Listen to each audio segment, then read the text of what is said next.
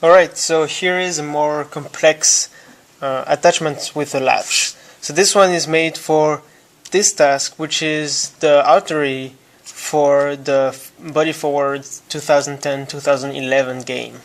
So the goal of this task is to get the stent here and put it inside the artery. So that's a pretty small target and it's very hard to aim. So my original attachment, which was taken apart unfortunately, was designed to aim, to align the robot with the artery and then just drop the stand inside. So nothing was done by the robot besides pushing the attachment that would put the artery in place properly. Alright, so here's the attachment. So it's 6 latches.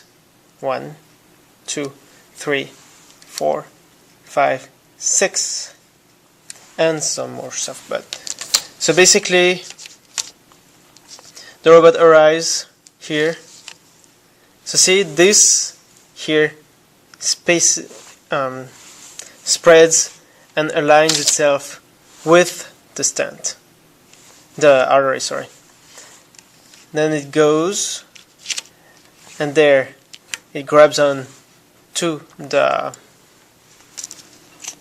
onto the game piece. So then when I go back, well, there you go. I'm going back.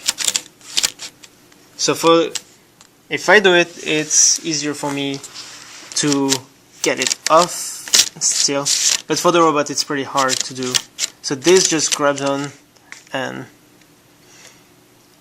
gets attached to it. Alright, so here's how it works. Let me get this set up properly.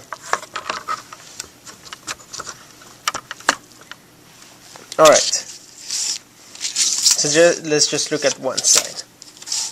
Alright, so when it comes in, so see, the spreading here is due to this latch here. This one is the one that spreads like that.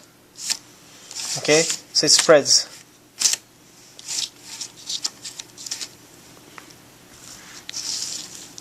There. So, and then this one here is actually a limit switch. So this beam can move this way freely. This beam can move this way freely, but they cannot move more. So it's a combination of a latch and a limit switch that gets everything attached. I will not show you how to build it because it will take too much time.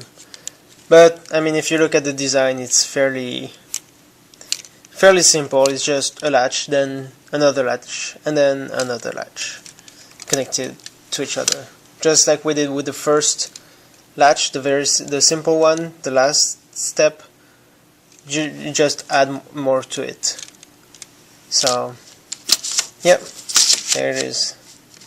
That's how you could use a latch for an FLL game. Alright.